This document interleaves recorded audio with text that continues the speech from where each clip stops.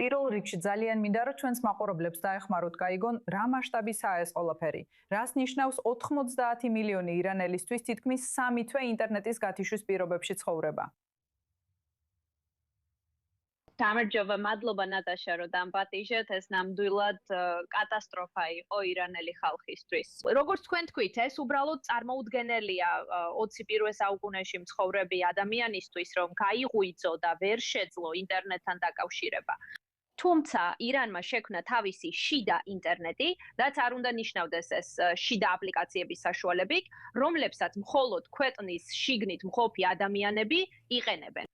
მაგრამ ეს არ ნიშნავს, რომ ეს იყო მნიშვნელოვანი ნაბიჯი კავშირისკენ. ეს უბრალოდ ფასადია. ეს უბრალოდ იმისთვისაა, რომ აკონტროლონ ის უკმაყოფილება, რაც ხალხს მთლიანი სისტემის მიმართ აქვს. და წარმოიდგინეთ, როგორ დაირღვა სასკოლო სისტემა, უნივერსიტეტები, ინდუსტრიაში მომუშავე ადამიანები, სხვადასხვა კომპანიებში ყველგან ხალხი ამ არეულობას განიცდის. და ასევე პრობლემა ონლაინ ბიზნესებთან, ონლაინ კომპანიებთან, ხო იცით, რამდენი ადამიანი რეალურად იყენებს ამას.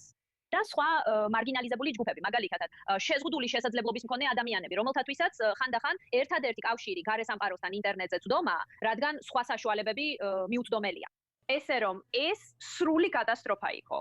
და როგორც ჩანს, NetBlocks-მა განაცხადა, რომ დღეს ინტერნეტთან დაკავშირების დონე დაახლოებით 30%-ს შეადგენს. მაგრამ არ ვარ დარწმუნებული, ვნახავთ თუ არა რაიმე გაუმჯობესებას. კი ისტორია. ეხლა იცით, ირანის ოფიციალური პირები ამბობენ, რომ ეს შეზღუდვები აუცილებელია, როგორც ისინი ამბობენ, უსაფრთხოების მიზნით, ომის დროს. მაგრამ ირანელები ამას ავიქვამენ როგორც დაცვას თუ უფრო როგორც მოსახლეობის კონტროლის საშუალებას. ეს აბსოლუტურად მოსახლეობის კონტროლია. ანუ ეს სასაცილოა. ეს სახელმწიფო ყოველ 60 საათში ერთხელ ასრულებს სიკვდილით დასჯას, ყოველ 60 საათში ერთხელ ირანელს კლავს, ბოლო 2 თვეში 70-ზე მეტი ადამიანი აქვს სიკვდილით დასჯილი და მას არ შეუძლია განაცხადოს, რომ ხალხს იცავს, როცა აქტიურად აწამებს, აპატიმრებს და კლავს ირანელებს.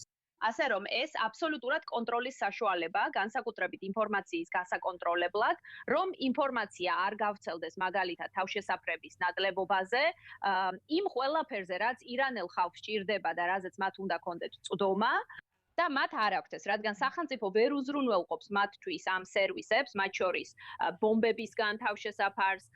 ბოლო 2 თვის განმავლობაში ჩვენ ვხედავთ სხვა სისასტიკეებსაც, რომელსაც ის ჩადის ირანელი ხალხის მიმართ 8 და 9 იანვრის ხოცვა-ჟლეტის შემდეგ. ასე რომ ეს ნამდვილად არის მოსახლეობისა და ინფორმაციის კონტროლის, ასევე ნარატივის მართვის გზა და არა სხვა რა. ეხლა მინდა ვისაუბრო უთანხმოების ნიშნებზე, რომელსაც ვხედავთ თავად ირანის ხელმძღვანელობაში, სადაც პრეზიდენტი ცდილობს აღადგინოს ინტერნეტზე წვდომა, ან ყოველ შემთხვევაში ასე აჩვენებს, თითქოს ცდილობს ინტერნეტის აღდგენას. იმ დროს, როცა არსებობს სხვა ძლიერი ორგანოები ისლამურ რესპუბლიკაში, რომლებიც აშკარად წინააღმდეგი არიან ამ პროცესის, რამდენად მნიშვნელოვანია ეს განხეთქილება საერთო სურათში?